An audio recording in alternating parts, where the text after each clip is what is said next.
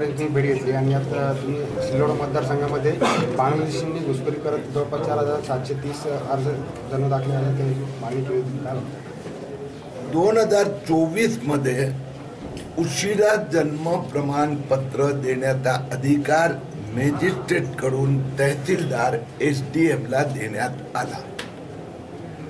त्यात मोठ्या प्रमाणात काही शहरात गोंधळ झाला आहे हे आता लक्षात आलं. महाराष्ट्रात बांगलादेशी लोकांचे 2 लाख अर्ज आले जन्मपत्र घेण्यासाठी. त्यापैकी एक सिल्लोड आहे. संभाजीनगर, छत्रपती संभाजीनगर जिल्ह्यात ज्यात छत्रपती संभाजीनगर शहर पण आहे. एकंदर 10,068 ऍप्लिकेशन आले. 9 तालुके संभाजीनगर शहर. 10,068 पैकी 4,730 अर्ज हे फक्त सिल्लोडचे आहेत आणि यातला 98% बांगलादेशी बॅकग्राऊंड असलेल्या मुस्लिमांचा आहे. टोटल सिल्लोड जिल्ह्याची लोकसंख्या 4 लाख, मुस्लिम 1 लाख. पण उशिरा जन्म प्रमाणपत्र मागण्यासाठी हिंदूंचे 2-4%. मी आपल्याला एक दुसरं उदाहरण देतो.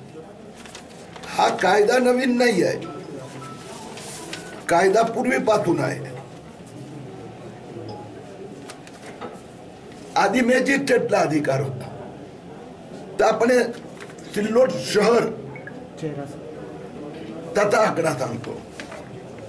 सिल्लोड शहरात 2021 आणि 2022 मॅजिस्ट्रेटनी उशिरा जन्म प्रमाणपत्र देण्याचे निर्देश दिले. अशी किती संख्या? 2 वर्षाची मिळून 102. आणि 2024 मध्ये किती?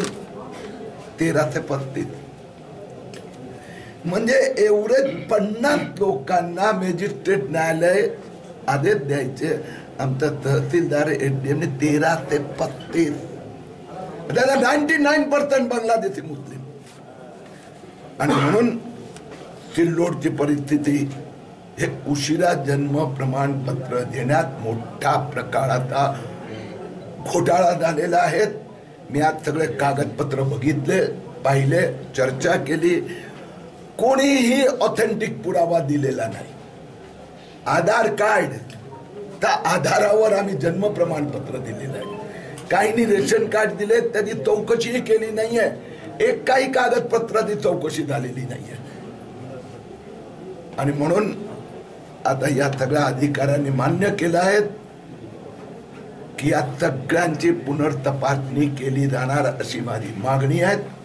त्यातनं 99% हे बोगस निघणार आहेत.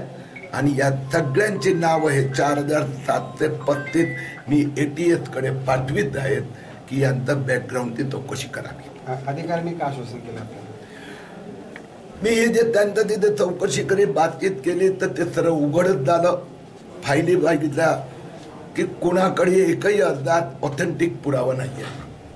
म्हणजे समजा मी 50 वर्षानंतर जन्म प्रमाणपत्रासाठी मागणी करतोय तर कायद्याचा आधीचा अधिकार नाही केलं. मग तुम्ही इथे जन्माला आलाय तर तुमचे भाऊ, बहीण, ताई, आई, वडील, आजी यांचे काही चेक केलं? नाही चेक केलं. यांचे पुरावे दिले? नाही दिले. फक्त आधार कार्ड. आणि काहींनी रेशन कार्ड दिले, ती चौकशी केली का? कारण की मी चेक केलं ना मालेगाव मध्ये, सगळे फर्जी रेशन कार्ड दिलेले आहेत आणि तोही पुरावा धरला जात नाही. इथे पण तीच अवस्था आहेत. मी जिल्हाधिकाऱ्यांची पण चर्चा केली आहे. पुनर्तपासणी होणार. बोगस प्रमाणपत्राच्या आधारे मतलब म्हणजे जन्म प्रमाणपत्र देण्यात येतं असं तुमचा आरोप? म्हणजे सिटीजन माहिती देतोय, आरोप नाही. हे सगळं चेक केलं आणि त्यांनी पण कबूल केलं की कुठलंही एकही डॉक्युमेंट, अर्ज कुठल्याही संस्थेकडून ऑथेंटिकेशन घेतलेलं नाहीये. त्यांनी जे दिले ते कागदपत्र सगळ्यांना दिले. रिजेक्ट झालेली संख्या 0 आहे. 4735 अर्ज आले. सगळ्यांना जन्म प्रमाणपत्र दिलं किंवा देण्याचा रिकमेंड सांगितलं. मी नगरपालिकेचे आकडे दिले ना. नगर परिषदचा सीईओ करत काय होता? दरवर्षी उशिरा जन्म 50 केसेस यायचे. या वर्षी 14 येत आहेत. तर नगर परिषदेचा सीईओनी केलं काय? मी आता नगर परिषदेत जात आहोत आणि सीईओ कडे जाब मागणार.